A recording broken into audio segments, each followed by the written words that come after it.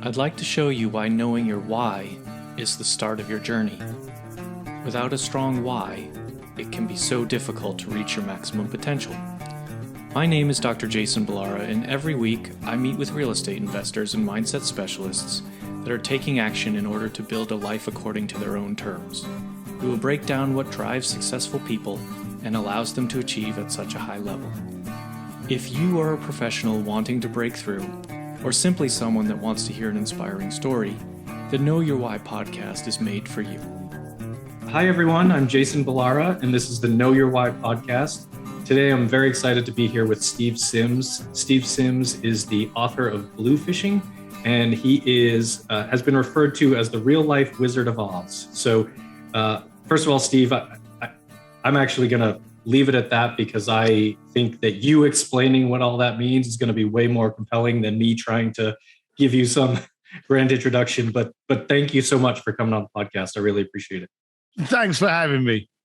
Yeah, absolutely. So would you maybe just start, give people, if they haven't read your book, maybe a little bit about your background and, kind of what it is to be the real life Wizard of Oz? That title's got a double-edged sword on it. So I'm the same as every other entrepreneur. I was an aggravated youth that wanted more out of my life. And then I went out to try and find it. I was a East London bricklayer, had no money, had no future, had no mentors, but kind of had this thing in me that went, is this it? Is this really my life? Am I just going to be a bricklayer for the rest of my life? So I went off to try and find different jobs, failed at them all, became hugely educated on what I was no good at, ended up working the door of a nightclub. And funny enough, in Hong Kong. So when I say I had traveled to try and find what was good for me, I traveled to the other side of the planet. But the funny thing was, entrepreneurs, we see opportunity even on a dark day. Did you know more millionaires, and this is to digress slightly, more millionaires were born during the COVID period than any other 2 year prior? Did you know that? It's an absolute fact. More millionaires were made during those 2 years of COVID than any other 2 year period because entrepreneurs see opportunity, seize it, and expand from it. As a doorman, I didn't think I was ever going to be able to get away from that. I thought that was it. But I became like a PhD, a doctorate, whatever you want to call it, of human psychology and interaction. And then what I started doing was I started getting people into nightclubs they couldn't get into, private parties, film premieres, fashion shows. And I went from getting people into like clubs in Wan Chai, Hong Kong, to ending up working with the biggest events in the planet, from the New York Fashion Week, the Oscars, the Grammys, Sir Elton John's Oscar party. You name it, I probably walked down the red carpet of it.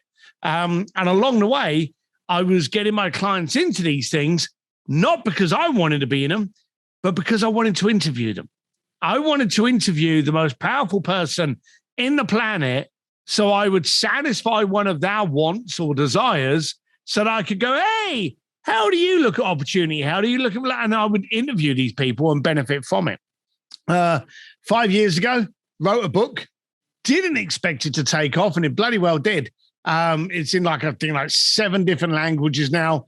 Been bestseller in everything from China, Thailand, Vietnam, Poland. It sold out in 2 hours. In 2 hours, all of that printed copies had sold out. They had to do a reprint. It got launched in Russia last year as well. So it's done really, really well. But back to the story of the real life Wizard of Oz. As I started to get known as the Mr. Fix-It for the most affluent people in the planet, Forbes asked to include me in an article they were doing on fantastic experiences. When I spoke to them, they came back and they went, we are not putting you in this article. We're actually going to do an article just on you. So just letting you know that. And I was like, oh, well, that's nice. Thank you very much. And then a friend of mine contacted me and he went, hey, real life Wizard of Oz. I was like, what are you talking about? He's like, you're in Forbes, boy. They've just called you the real life Wizard of Oz. You've got an 8-page spread in Forbes, which is just huge. You're happy in Forbes if you get a paragraph. If you got half a page in there and a good picture, that's brilliant. I had 8 pages. So that was pretty brilliant. But I got very upset with the terminology of Wizard of Oz. Because as far as I was concerned, this was a fraudulent little guy that hid behind the curtain, didn't actually ever do anything. But when they coined it the way they did, I was quite happy. So that's it. I own it. I am called the Real Life Wizard of Oz by Entrepreneur Magazine and Forbes. I mean, I can understand why you might not have loved that title off the bat, but it lends itself to a certain mystique. It does. You know, that sort of like, because I mean, to be fair, reading, I mean, your book, I would say your book is popular because it's very well written. The story flows. It sounds like you, right? It sounds like, I think, what a conversation with you is, but also what you do, and I want to, you know, sort of dig more into it. But what you do is not, I've never heard of anyone else doing that. Like that's, you know, I talk to a lot of people in real estate on this podcast. I've talked to a lot of like people in the fitness industry. I've talked a lot about mindset, but like what you do specifically is unlike what I've heard anyone else do. Maybe there are other people in the world that do it, but that ability to sort of make things happen for people is, it's fascinating to me how you started. Like what, and in the book you tell the story, let's not complicate it, which is always the fear. And for a lot of these people listening, will help them out, because a lot of people are thinking, well, what the bloody hell does he do?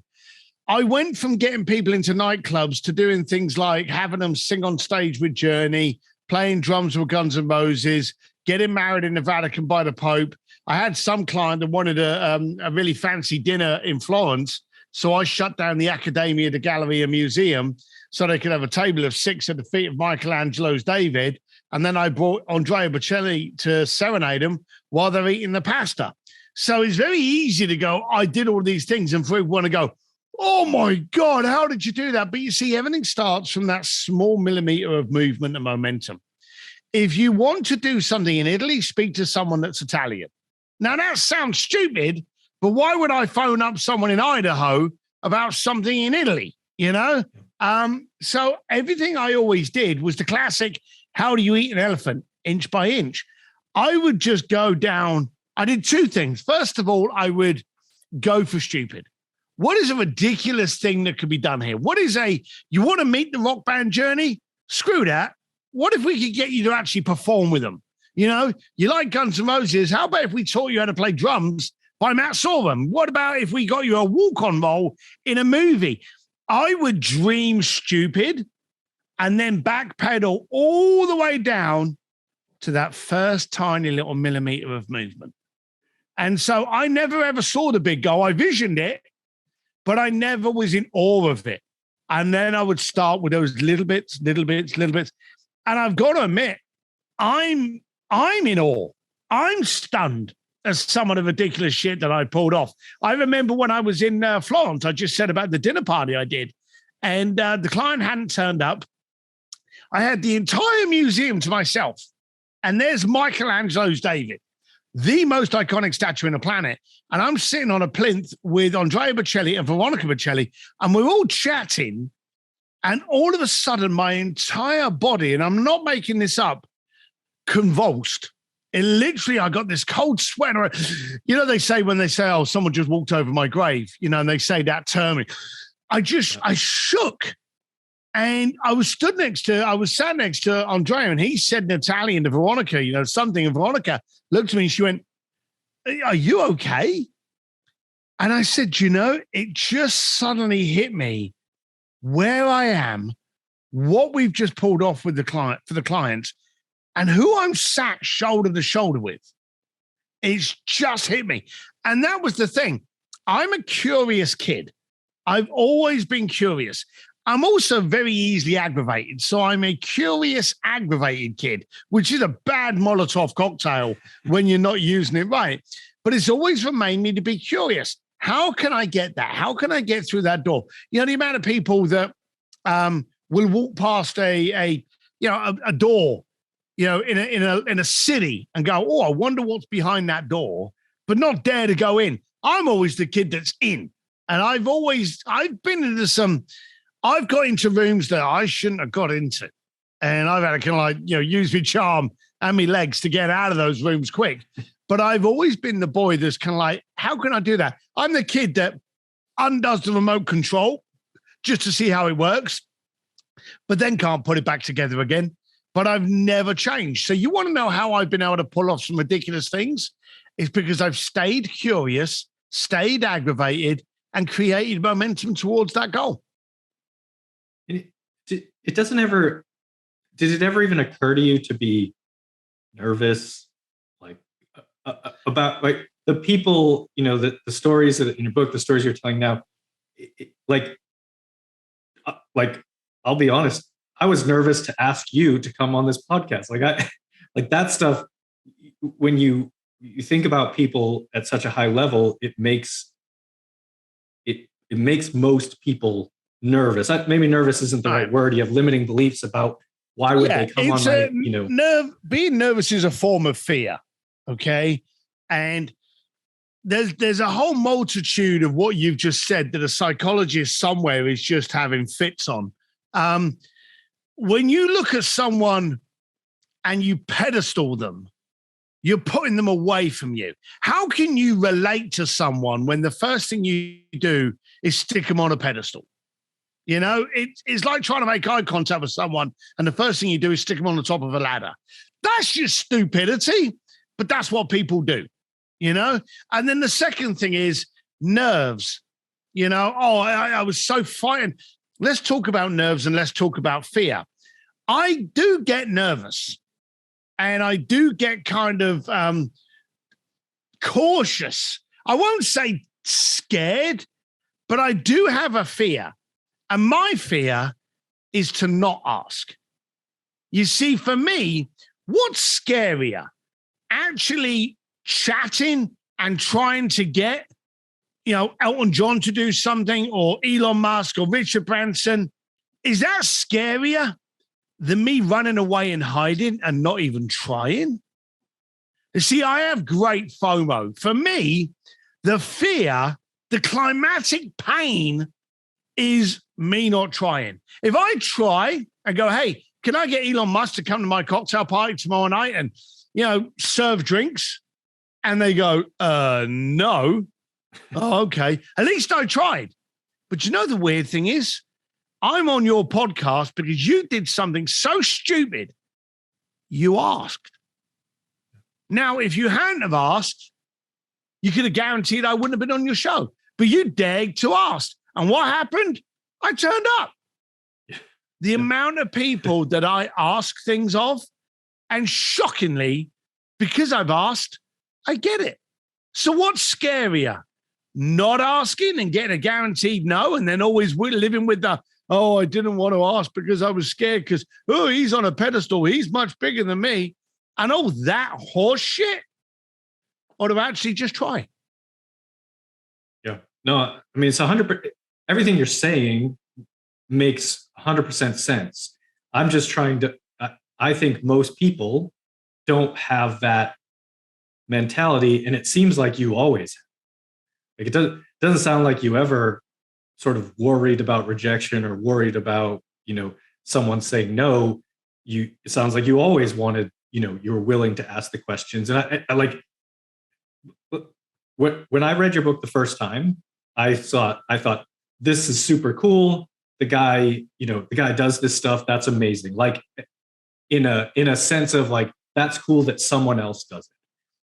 When I read it the second time, I actually started to think, maybe he's really onto something. Maybe you do just ask. Maybe you do, I don't have any, I don't have any illusions that like Elton John's coming to hang out at my house. But I think that there are things within what I try to do, like in real estate, when we're trying to raise capital, that's sometimes a scary prospect of it's like you're talking to people about money and getting them to invest.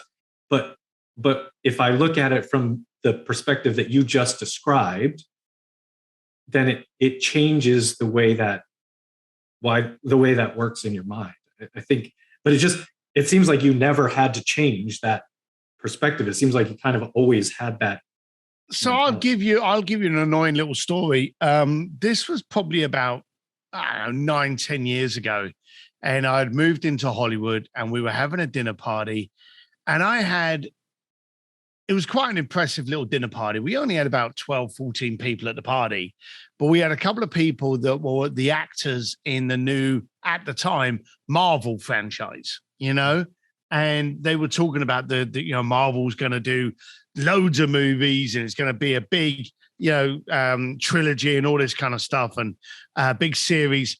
And one of the actors from this, and again, I'm a bricklayer from London. Here I am in Hollywood having a dinner with a bunch of icons, VCs, directors, a couple of musicians, and a couple of actors on big Hollywood movies. I was sitting there thinking, this is pretty cool. And one of the actors of the Marvel, and I won't quote his name, not care about that. And he said, hey, I'm a superhero in this movie. If you had a superpower, what would it be? And they went around the table and everyone had to name what that superpower would be. Now, I was opposite him. So I had quite a lot of the table before it got to me. And I'm trying to think of something that made me sound smart. Like I want to remove poverty with the flick of a wrist, or I want to be able to, stop it raining or make it rain in drought areas, or feed everyone with just a wink of an eye, something like that made me sound profound and intelligent, right? And I was drawing a blank. I wasn't coming up with anything. And as it got to me, I'm like, shit, I've got to sound smart. I've got to sound, bear in mind, they're at my house. They're at my house. They're at my table. They're my friends. And I was concerned about looking stupid in front of them. And as I'm thinking, my wife just turned around. She went, hang on, Steve, I got this. Now, there's nothing better than when someone else says something good about you. So I went, all right, baby. And I tell them, what is it? And she turned around and she went, Steve's superpower is ignorance.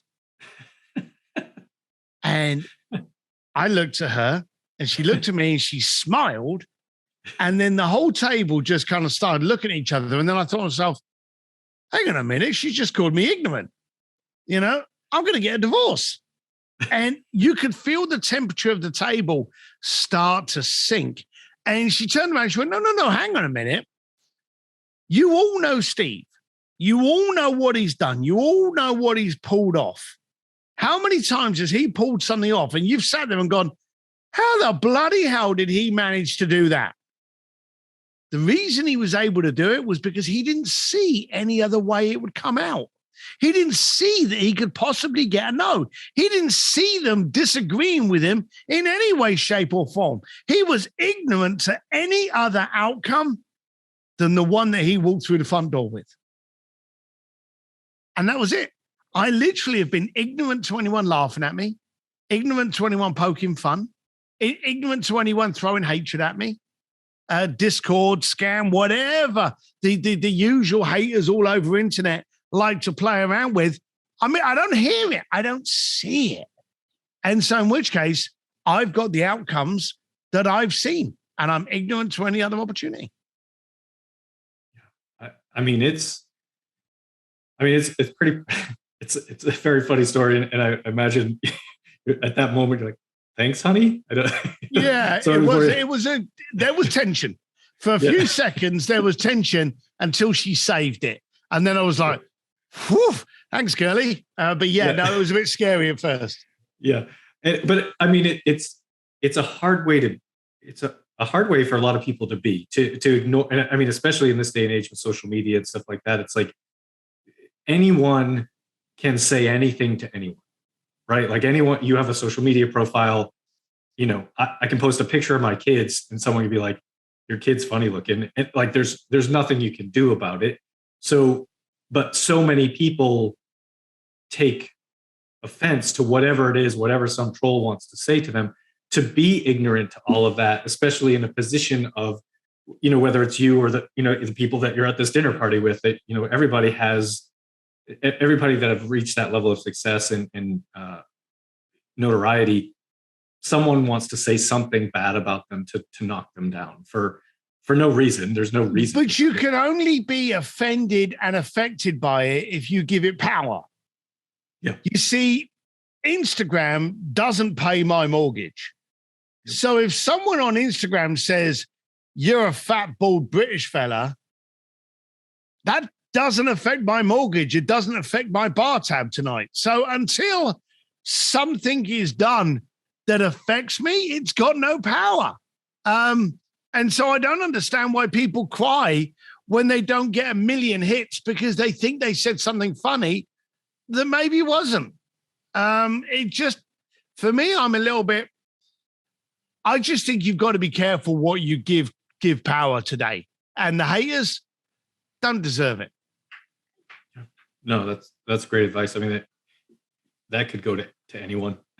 There's absolutely. Absolutely. You know, kids, teenagers, young people that are put, as you said, like putting so much power to what is said on social media that it ruins them. They have, all this anxiety and all that. They do. There was some influencer girl, and I find that word funny. In fact, today I actually posted on my Instagram, isn't it funny? No, I put on there, wouldn't it be amazing if every person that was an influencer actually had to have achieved something before they could call themselves an influencer? But you get so many people up there, most of it is young girls. Most girls look brilliant when they're young, and they put on a bikini and they suddenly think they're an influencer. And then they try and sell a T-shirt and no one buys it. See, this is another thing that gets down to one of the things that I coach and I teach now is what's your number? A lot of people are out there, I need 1 million hits on my YouTube channel. Why? How many clients can you take?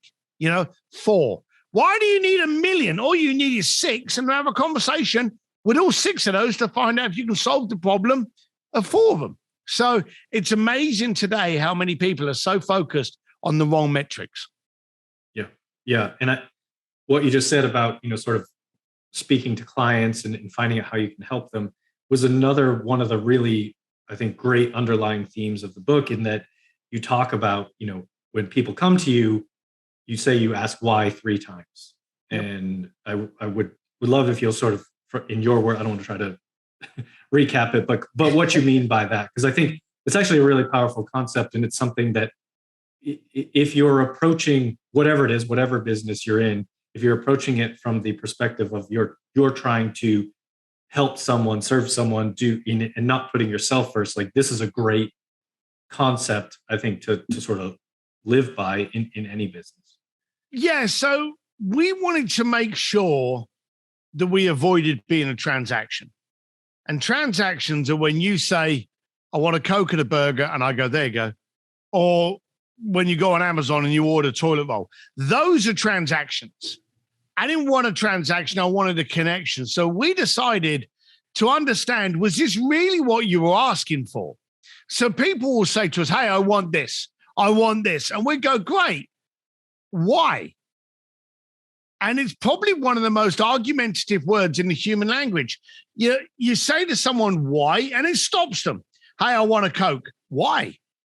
It really can just like bowl them over. But when someone's saying to you, oh, I want to scale my business to $10 million. Oh, I want to meet Elton John. Oh, I want to go to Hong Kong.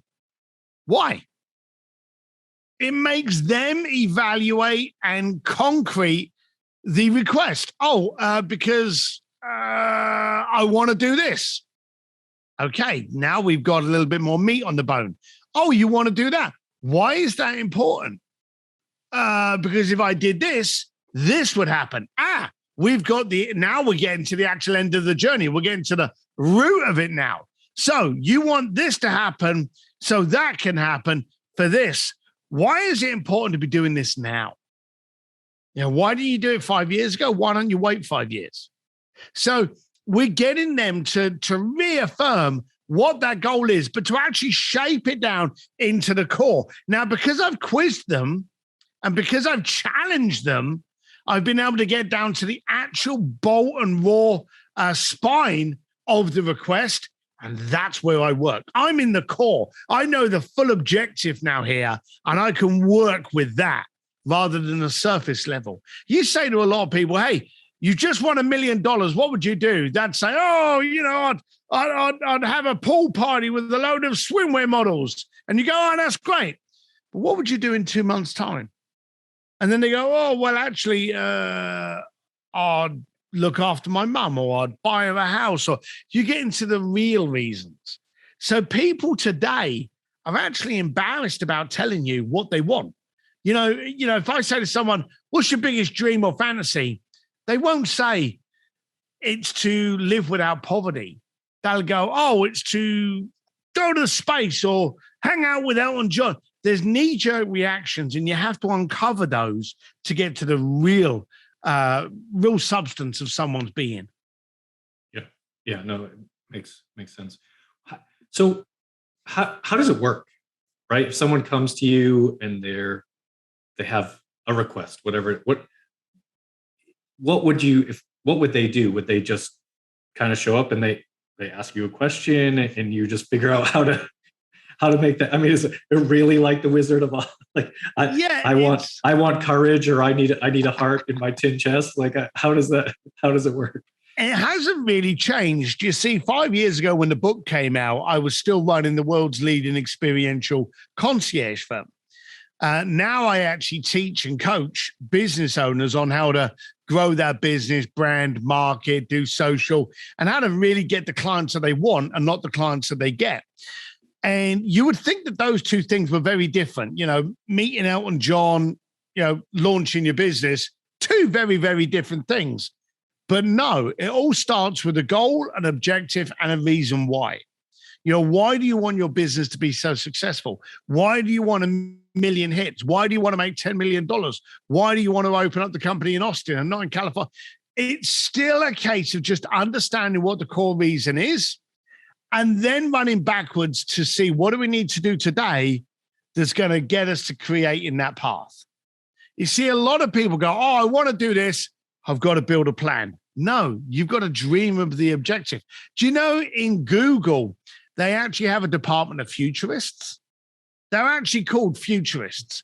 They dream of another world, another time, another dimension. And then they go, well, what problems would we have in these dimensions? And they try to create problems in dimensions we haven't even got to yet, so that they can get backpedaled to make sure that problem doesn't occur, or to actually come up with a source to make sure that it's eradicated or we can get over it. They're actually called futurists. Google are actually paying dreamers to dream. And that's a beautiful thing. You need to be a dreamer. Yeah, that's pretty, I didn't know that. Yeah. I mean, I don't know what the qualifications are for that job, but it sounds like a pretty phenomenal job. Do you have to, I don't know if the same people that are dreaming the problems have to solve the problems, but that's a pretty amazing. It's a cool thing. I mean, but also, like, what a brilliant business strategy, right? Like, yeah, it's stuff like that. That's why, the Googles, the Apples, the Amazons, like Tesla's, like that's why those companies are the biggest companies in the world, because they're not just trying to plug everybody and everything into little boxes and this is how our day goes and all this. They're like actually letting people think of the future and of what, because the world's going to look different in 5 years and 10 years and 25 years. And it's like, what if you can be ahead of that? Like, there's no better way to succeed in business than to predict the future, right? Like so that's a pretty amazing. I didn't know that. I know vaguely of some of those companies having, sort of these conceptual type departments, but that's a pretty cool. They exist. Cool thing. So you're doing mostly now your business coaching. Are you not doing the concierge anymore? Or you kind of do it? No, I kind of moved away from spending rich people's money probably about 4 years ago. And now I try to help entrepreneurs make their own. So most of the stuff we do now, I teach and I speak all over the planet. In fact, Monday, I fly to Puerto Rico for 2 days, and then I come back at like 1 o'clock in the morning, and 8 o'clock, a.m. The same morning, I fly to open up a mortgage convention in Tahoe. So I literally travel all over the planet, speaking, coaching, and training people on how to amplify their goals, amplify their message, and how to amplify their brand by removing any kind of confusion. So a lot of my stuff now is focused on entrepreneurs, businesses, and coaching and training. I know you mentioned this, that you would think those are different skills, but no, it's like in reality, you've sort of perfected the art of figuring out what people really want.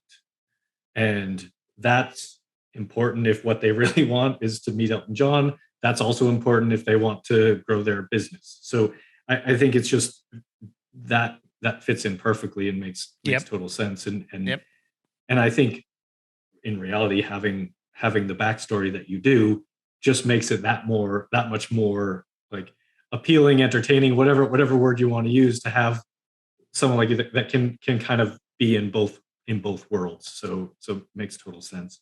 Well, let me switch gears, Stephen. I'll ask you the questions that I like to ask every guest, and I think the first one is based on the name of the show being Know Your Why, and we talked about asking why 3 times. So I guess I'm asking you, what is your why? What kind of drives you forward in this to this level of success? Momentum. I have a fear, and it's a very big fear. And a friend of mine actually put it brilliantly, Joe Polish. He said, the definition of hell is to meet the man or woman that you could have been. And so I never want to miss an opportunity. And when I say miss an opportunity, if I try something and I fail, I just became educated. So I want to take every possible opportunity, every possible door, every possible chance to grow, expand, taste, feel, experience. And so I want to continually grow. I would hate for my life, and my life is good, but I would hate to have my life the exact same in 6 months' time as it is today, without failing, without growing, without trying, without experiencing, without living. So fear propels me to constantly try different things. So there is at least something you're afraid of. Oh yeah, It's me. I'm scared of me being me in 6 months' time. Yeah, no, that's great. That's great. Second question: tell us something about yourself that maybe isn't common knowledge, special skill, a hobby, whatever you think would be you'd like to share. I suppose probably one of the biggest misconceptions is that I'm exciting. I'm probably one of the most boring people you've met, and I'm an introvert. And I know for a lot of people hearing this and seeing the kind of stuff I get up to, they go, well, how can you be an introvert? Introverts do things for a purpose. They know that if they do this, it moves the needle. Okay. I do what I do to get to my end goal. I don't like walking down red carpets. I am the worst person at a networking party. I just want to sit in the corner, have my old fashioned, and have a conversation. In fact, I avoid networking events, hate them. So I would say probably the biggest surprise to a lot of people that they may not be aware of is how much of an introvert I actually am. How do you avoid networking and then yet at the same time, you know all these famous people? That's just amazing. But I get, if there's the purpose behind those interactions, that makes sense. I'll do what I need to do to get what I want. Great. When people hear this and they would like to reach out, whether that's for coaching or whatever you'd like to promote, we'll put it all in the show notes. Oh, I'm at stevedsims.com. So D for dashing. There's only one M in Sims. Steve D Sims, either .com or anything. If you like Twitter, Instagram, Facebook, anything like that, just search Steve D Sims. I am the exact same search term in every kind of media platform. Probably do most of my stuff on Instagram, but Steve D Sims, any way you consume media. Okay, perfect. We'll have that in there. Last question for you. What piece of advice do you give to people that are, trying to, we'll we'll gear it towards your coaching and stuff, trying to help grow their business, help their business succeed, what would you tell them? I'm sure you give them lots of advice, but maybe in the beginning, what kind of things do you point them towards? The first thing I always tell people is ignore you. It ain't about you. A lot of people focus today on how they look, what they sound like, how pretty that website is.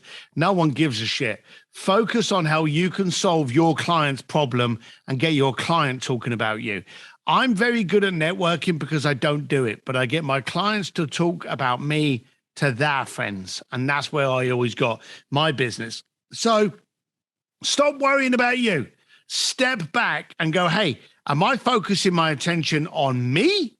Or am I focusing my attention on my clients? 9 times out of 10, you will find most businesses spend too much time focusing on their desks, their chairs, their websites, their social, how pretty they look, their videos. Screw that. Focus on your client.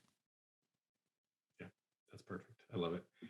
Well, listen, I really do appreciate you coming on. Appreciate you taking the time and giving us a bit of your story. And everyone should read this book. I have it.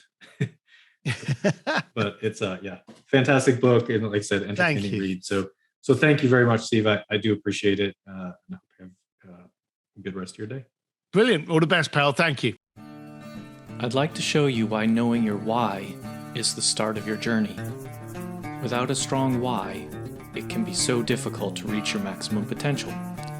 My name is Dr. Jason Balara, and every week I meet with real estate investors and mindset specialists that are taking action in order to build a life according to their own terms. We will break down what drives successful people and allows them to achieve at such a high level.